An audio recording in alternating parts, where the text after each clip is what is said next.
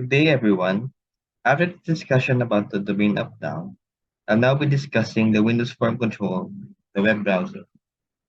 For this presentation, we'll cover the basics of what web browser controls are, how to add them to a form, and how to use them to navigate to websites.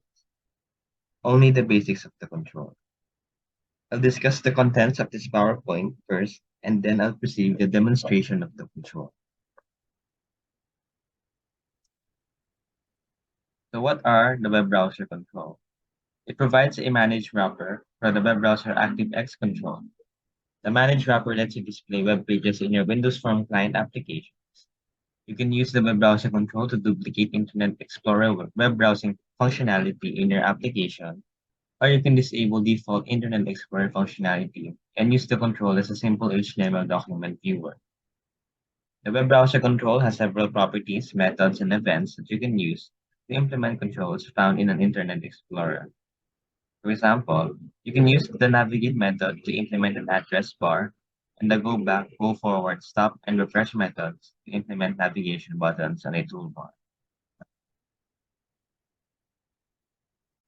Once you've added a web browser control to your form, you can use it to navigate to a website.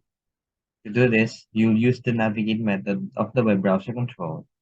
Simply pass in the URL of the website you want to load, and the web browser control will take care of the rest. So here is an example.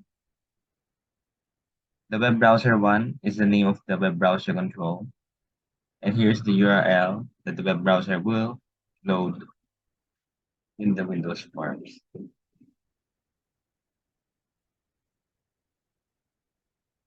Here are some of the web browser properties. The URL specifies the URL that the web browser control has navigated to. Document text gets or sets the HTML content of the current web page displayed in the control. Document title get the title of the current web page displayed in the control. Can go back, can go forward, gets a value indicating whether the control can navigate back or forward in its history. Scripts error suppressed specifies whether the web browser control shows script errors in dialog boxes. In addition to properties, the web browser also has events that we can interact with. The first one is navigating. Occurs when the web browser control is navigating to a new web page. Document completed. This occurs when the document hosted in the web browser control is fully loaded. Progress change. Occurs when an update to the progress of a download occurs. New window. Occurs when a new window is created for web browser. Now, let's take a look at the web browser control in action. I'll only demonstrate how to add the web browser into your Windows form and to navigate it to a website. So here is an example Windows Form application that I've made surrounding web browser control. As you can see, the sample application consists of a tool strip with 3 buttons and a text box, and a web browser control. The text box allows the user to input the URL they want to visit, while the buttons provide additional functionality for the web browser control. So let's start with the text box. When the user inputs a URL and presses the search button, the web browser control will navigate to that URL.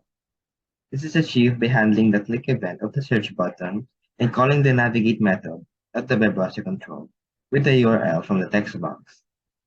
So here is the code for the search button. WB1 serves as the name of our web browser control, and the text URL is the name of our text box. Next, we have the stop and reload buttons.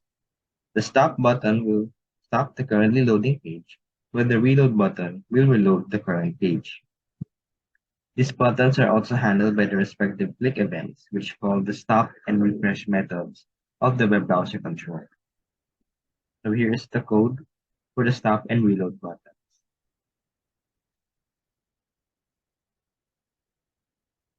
These are just some of the basic methods used for the web browser control. There are many other methods and properties available that you can explore and utilize for your own application. So now let's run the program and see how it works. When we input a URL in the text box, when we input a URL in the text box and press the search button, let's say google.com, and click search, the web browser control will navigate to that URL.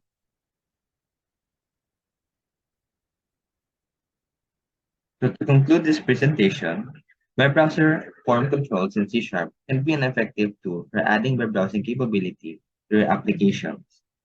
You can give your users a more seamless and integrated surfing experience by employing web browser controls. And you'll also have more control over how the user interacts with your website and the ability to interact with HTML elements programmatically.